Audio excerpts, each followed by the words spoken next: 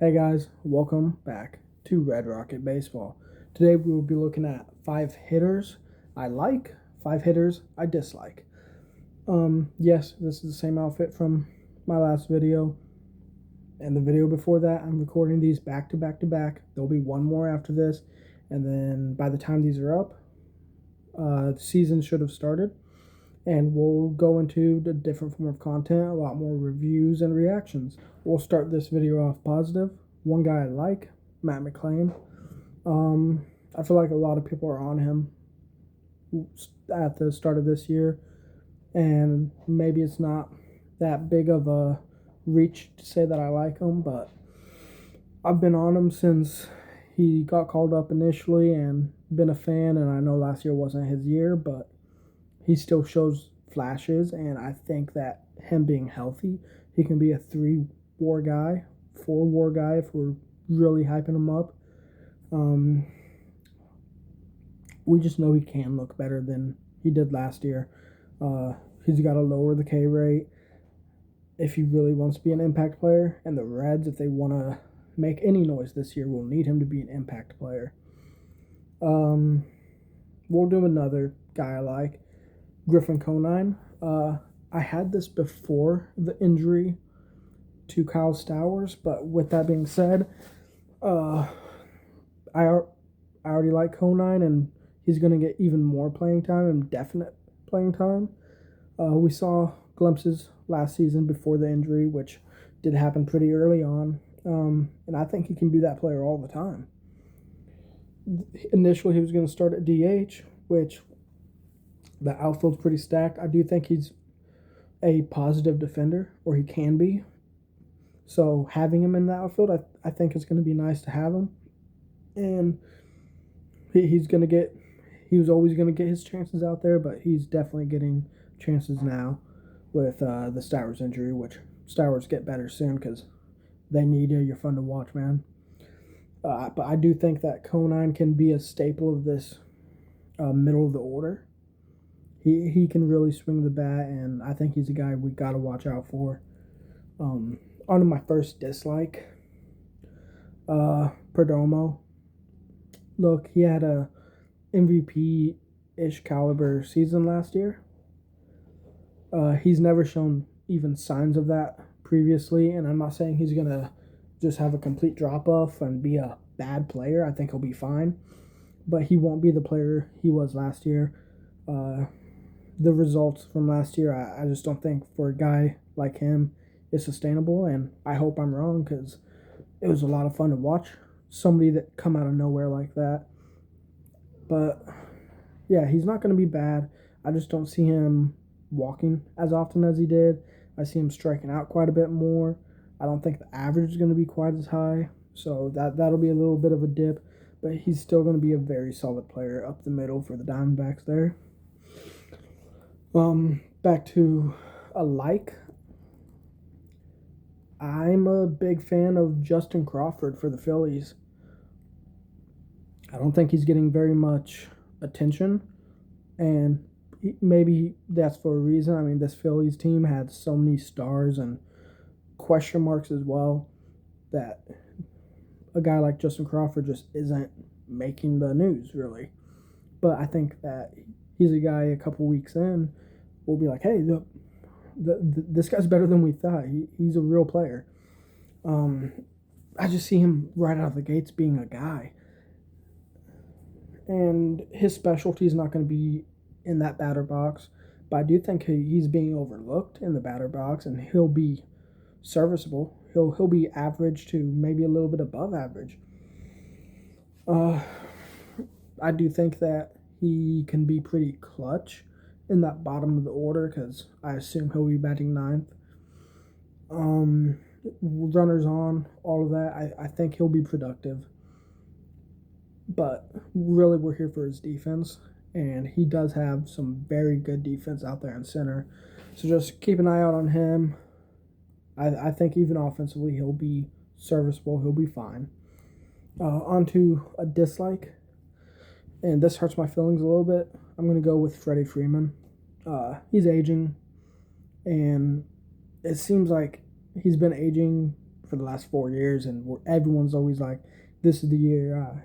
Can he keep it up?" And he has. I think this is the year we start to see a little bit of a drop off, and I think one thing that will be a question mark on whether he does drop off or not is playing time. He doesn't have to play every day because the Dodgers are going to just win anyways. And I think they'll be winning plenty with or without him. And due to that, I think they'll be a little more willing to sit him, let him rest up, let him be 100% for almost every game he plays. But I do think he'll show signs of regression, and I think towards the end of last year, there were signs that he may not continue at this level for very much longer, and you can't blame him. Time always is going to win. He's still going to be productive, still going to be a very good player probably, and he's going to do enough for this Dodgers team and lineup to get the job done at the end of the season probably. But just I believe this is a real start of his regression. Another dislike. My third dislike is Luis Robert. Maybe it's a safe pick. I know some people are actually really high on him. And I think that's a mistake because he hasn't given you a reason in, 4 years to be high on him. I don't see him ever being that player again, really. And every now and then there'll be a 2-week stretch where he's just that guy and you love to watch it. But I just don't think he can play at that level for a purposeful amount of time. His defense is going to stick out there. He'll be fine.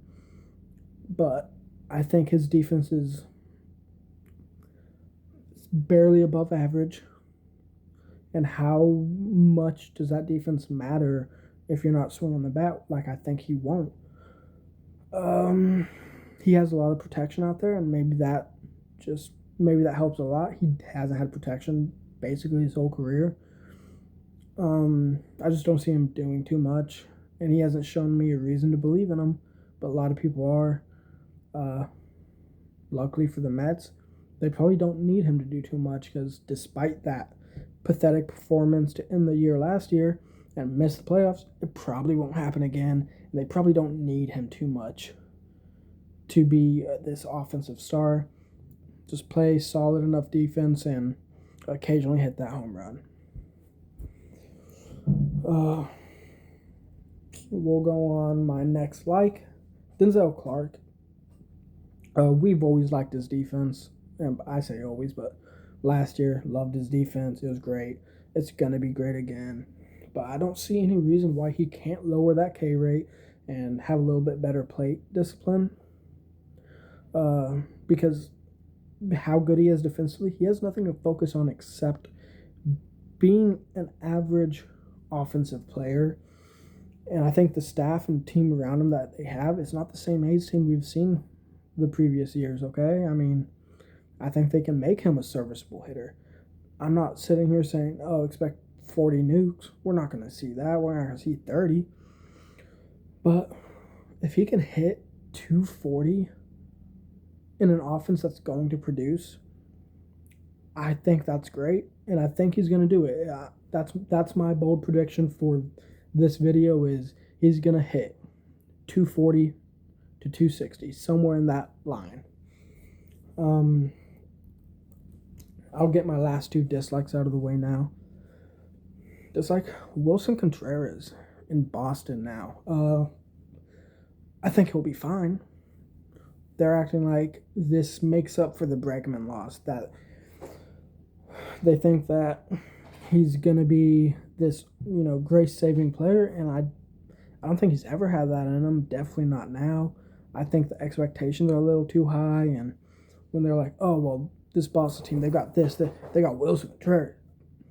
Is he a difference maker? I just don't think he is at this point. I see him finding some struggles, finding the barrel, but you are in Boston, you're playing in Fenway. Maybe you prove me wrong, and you're in a hitter-friendly ballpark, and you do some things that I'm not expecting. I think this is probably one of my riskiest ones. My second riskiest one. The next one is a pretty risky call on my part. But Willson Contreras is better than what they had at first. I don't think he's as much better as what people are saying. But he's going to play every day, and he's going to be there. He's going to be a staple of this lineup, but I don't think he's got it like that. My last dislike of the video, and I say hear me out, you guys aren't going to hear me out probably, Riley Green. I think we saw what his ceiling is going to be, and maybe that's a little harsh on my part. I know some people are talking about he can become an MVP caliber player. I don't see it. I think what we saw last year is his peak. I'm not seeing anything in his adjustments and his swing that screams elite level player. Again, I'm not saying he's going to be bad. I just don't see him progressing further, and if anything, I think he'll be a little bit worse. He's young, he's talented, he has pretty good coaching still, and everything points to the fact that he could get better. Eye test. My eyes are not telling me this guy is going to be better than he was last year, and if he's not better, he's worse. It's not very often you see a guy consistently being the exact same player every season. And I don't think Riley Green's going to be that same player. I think he'll be a little bit worse. He's still going to be solid. I just expect him to stay stagnant at best where he was last year. So, but let's end this off on a positive note. My last like, I think everyone likes him. Kind of a layup. Murakami. I think teams will learn to pitch to him, or I think teams will pitch to him because they're going to be up anyways against this White Sox team.